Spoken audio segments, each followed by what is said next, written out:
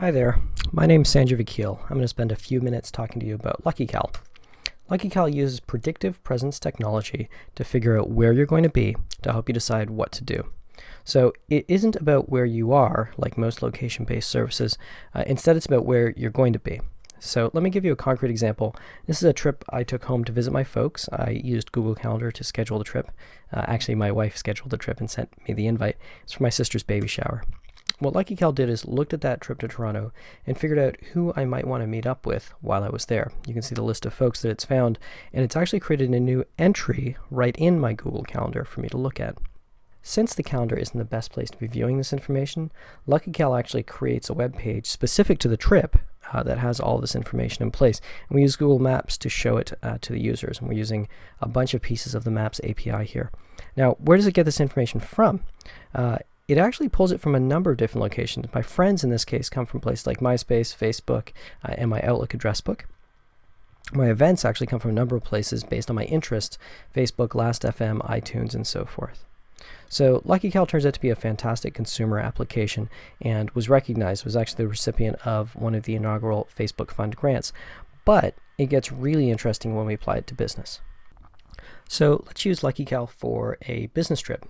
How about a trip to the Google I/O conference in San Francisco? So here I am in my Google Calendar. I'm looking at this week actually, and here's the event that I'm going to. I can save that, and I've already hooked LuckyCal up to look at my Google Calendar. We're using OAuth and securely retrieving the data. And what we're doing that's kind of interesting is we're actually creating a new calendar. You can see it's Sanjay Vakil's Lucky Calendar down here, and it has all of the events that LuckyCal has found for me based on my own travels and my interests. So it's created this event. We can look at it here, and these are all the folks that are going to be in town while I'm going to be at the conference.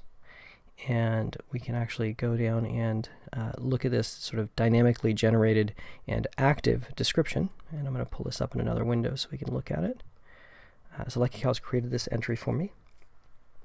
And there's a couple of interesting things here. One is that my buddy Ert is going to be in town this week, and he actually lives out east with me, so it's neat that he's going to be in town.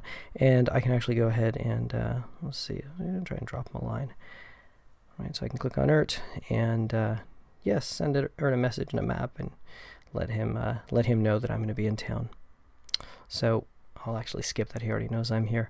What's interesting here is that LuckyCal has generated a new event for me based on the information that's available, and using Google's sort of well-documented APIs allowed me to see that information back in the calendar itself. One of the questions that arises with LuckyCal is whether I need all of my friends and contacts on it before it's useful to me. The list of people you saw in this business example were people like contacts, prospective and current clients, and so on. They're probably not going to use LuckyCal, or at least not today. Instead, we're pulling their information from existing locations, and what we're using is a set of Google APIs to take addresses that we already have in these systems and place them on a map.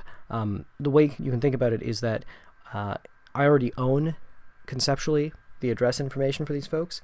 And what LuckyCal is telling me is it's mining my own data to figure out who it is I should be talking to in the San Francisco area. If it turns out that these people are using LuckyCal and you choose to match your calendars with them, you get the interesting cases like I had with Ert, where we both know that we're traveling. But it provides a huge amount of value, especially for the business user, even if everybody isn't using it today. The final thing I want to touch on is how LuckyCal transforms the calendar. So let's think about what would have happened if I had planned a trip last week to come to San Francisco. So let's go back one week, and again, here's Visit San Francisco, and I've got this trip showing up. But when we look at this trip, it turns out that Ert is not part of the trip. Okay, he's not on the list of folks that are going to be in the area. And so I can actually preferentially decide to take a trip that has people I want to talk to based on their travels as well as mine. I can also preferentially take a trip based on what's happening in town.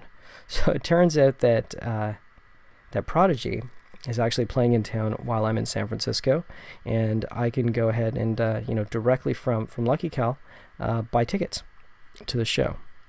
All very cool. So hopefully that's given you a taste of what LuckyCal does and the the huge number of Google APIs we use to pull it off. Feel free to contact me if you have any questions. My email address is sanj@luckycal.com. Thanks for your time.